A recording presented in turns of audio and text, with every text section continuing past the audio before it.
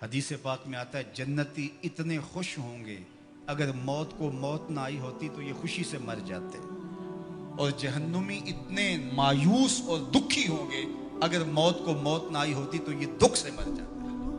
اب جنتی جنت میں ہیں اور انہیں ان کی آنکھوں کے سامنے موت کو ذبح کر دیا، قصہ ہی تمام ہو گیا۔ اللہ تعالیٰ فرمائے گا اردیتم، اے جنتیو تم راضی ہو؟ پہلے اللہ آواز دے گا یا اہل الجنہ یا اہل الجنہ، وہ کہیں گے لبیکا و سعدیکا والخیر فی یدیکا، مالک حکم ہم حاضر۔ اللہ تعالیٰ فرمائے گا اردیتم، کیا تم راضی ہو؟ تو وہ کہیں گے ما لنا یا رب لا نرضى، اے ہمارے رب ہم کیوں راضی نہیں ہوں گے، ہمیں تو وہ ملا جس کا ہمیں تصور بھی نہیں تھا۔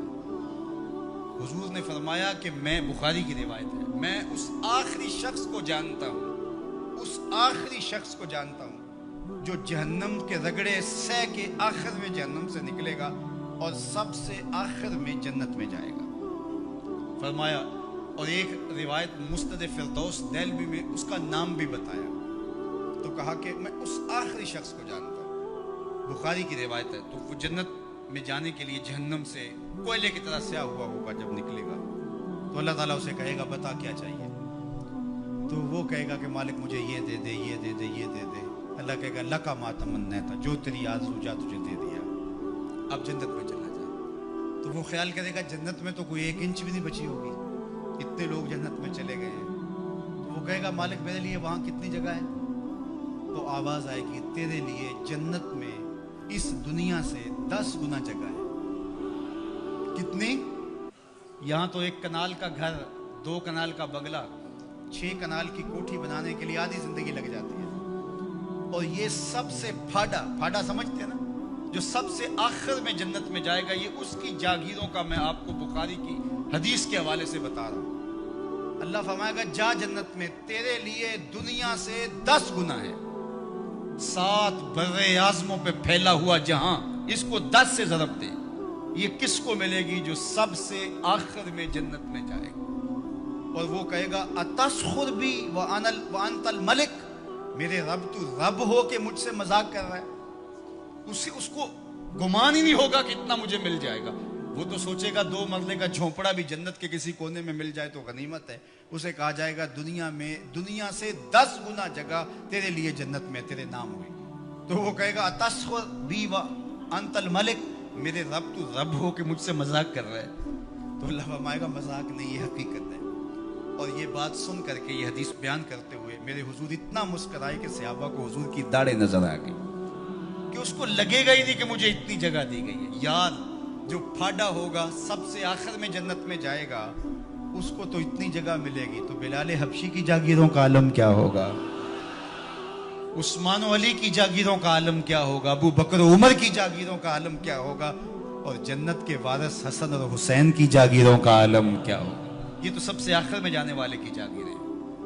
اب یہ جنت میں اتنا کچھ ملے گا، تو وہ کہیں گے ما لنا یا رب، مالک ہمیں کیا ہوا کہ لا نرضى، ہم راضی نہ ہوں، ہمیں تو وہ دیا گیا ہے کہ جو کسی کو نہیں دیا گیا۔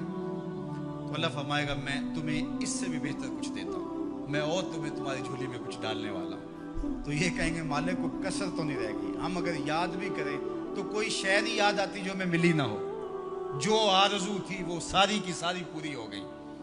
اللہ فرمائے گا میں تمہیں ایک اور شے دینے لگا ہوں، تو وہ جھولیاں پھیلا لیں گے، اور اللہ فرمائے گا میں تم سے راضی ہو گیا ہوں، اب کبھی بھی ناراض نہیں ہوں گا، میں تم سے راضی ہو گیا ہوں، اب کبھی بھی ناراض نہیں ہوگا۔ جنت سے یا تو موت اس نعمت کو ختم کرے گی، یا پھر اللہ ناراض ہو جائے تو اللہ کسی کو نکال دے تو اللہ ضمانت دے گا میں اب تم پہ ایسا راضی ہوں، اب کبھی بھی تم سے ناراض نہیں ہوں گا۔ ایسا اجر اللہ عطا کرے گا، فَلَهُمْ أَجْرٌ غَيْرُ مَمْنُونَ۔ اللہ اکبر، فما یکذبک بعد بالدین۔ اللہ تعالیٰ ارشاد فرماتا ہے کہ محبوب جزا اور سزا کا جو دن ہے اس کے معاملے میں آپ کی بلا کو کیسے تکذیب کر سکتا ہے؟ کون ہے جو آپ کی تکذیب کرے؟ ایک دن ایسا آنے والا ہے جب سارے عملوں کی سزا اور جزا ہوگی۔ الیس اللہ بأحکم الحاکمین، کیا اللہ تعالیٰ جل شانہ حاکموں کا حاکم نہیں ہے؟ دنیا کا چھوٹا سا نظم بھی کہیں ہو تو وہاں بھی جزا و سزا کا تصور ہوتا ہے، اور جو ہے وہ ایسا نہیں ہوتا کہ وہ جزا و سزا کے بغیر ہو، لیکن اس پوری کائنات کا نظم کیا جزا و سزا کے بغیر ہوگا؟ کیا وہ احکم الحاکمین نہیں ہے؟ کیا لوگ اس کی گرفت سے باہر ہیں؟ آج ساری زندگی جو ظلم کرتا رہا، زیادتیاں کرتا رہا، اور اس نے اللہ کے حکموں کو توڑا، اس کی مخلوق کو ستایا، دکھ دیے، لوگوں کا خون چوسا، اور لوگوں سے ظلم کیا، لوگوں سے زیادتیاں کی، لیکن وہ کچہریاں بھی خرید لیتا تھا، وہ تھانے بھی خرید لیتا تھا، عدالتیں بھی اس کی تھیں، اس کو کوئی پوچھ بھی نہ سکا، اور وہ چلا گیا، اور ایک شخص نے تقوی کے ساتھ زندگی گزار دی۔ کل قیامت کے دن دونوں ایک جگہ پہ ہوں تو یہ اللہ ناانصافی نہیں ہونے دے گا، ایسا نہیں ہوگا۔ اللہ احکم الحاکمین ہے، اللہ قیامت کے دن جو عدالت لگائے گا اس میں ایک ایک چیز کا فیصلہ ہوگا اور ایک ایک سوال ہوگا۔ ثم لتسألن یومئذ عن النعیم۔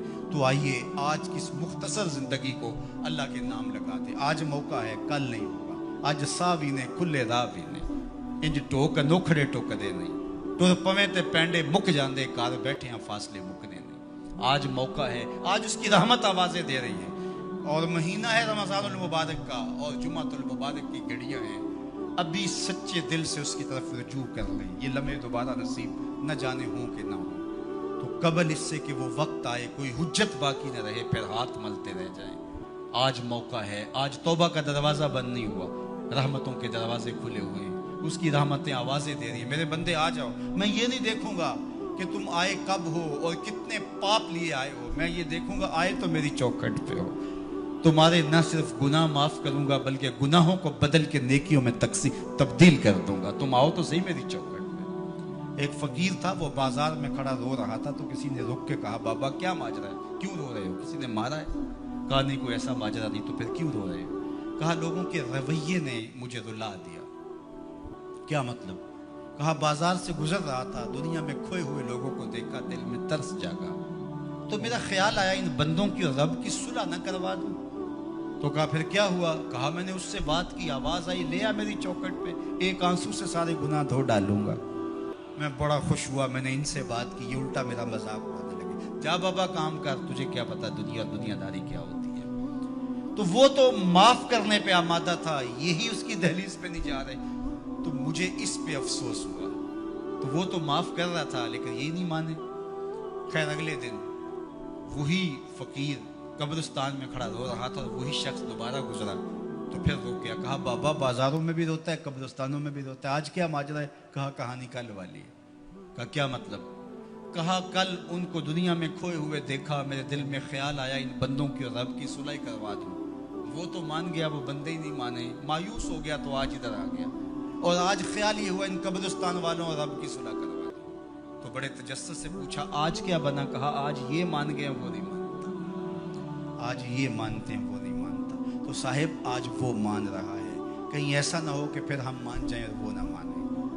آج لے ان کی پناہ، آج مدد مانگ ان سے، کل قیامت کو نہ مانیں گے اگر مان گیا۔ ماہ سیام کی برکتیں لوٹ لو۔ یہ وہ میں نے دیکھا شیرا والا باغ کے قریب وہ ریڑیاں لگاتے ہوئے، جب پھل آخری دنوں میں ہوتا ہے تو وہ سستا کر دیتے ہیں، تو وہ کہتے ہیں یہ جاتے ہوئے موسم کی بہار لوٹ لو۔ تو جو چیز جو ہے وہ 50 اور 100 روپے کلو ہوتی ہے وہ 20 روپے کلو بیچ رہے ہیں، آخری عشرے میں اللہ لوٹ سے لگا دیتا ہے، لوٹ لو میری رحمتوں کو، بس آؤ اور لو اور چلے جاؤ۔ تو آؤ سچے دل سے اس کے حضور آؤ اور رحمتیں اس کی وصول کرو، اور زندگی کو نور اور نکھت اور اجالوں سے بھر لو۔ اس موسم گرمی کے اندر دور و نزدیک سے چل کے آنے والوں، اللہ تمہیں دنیا آخرت کی برکت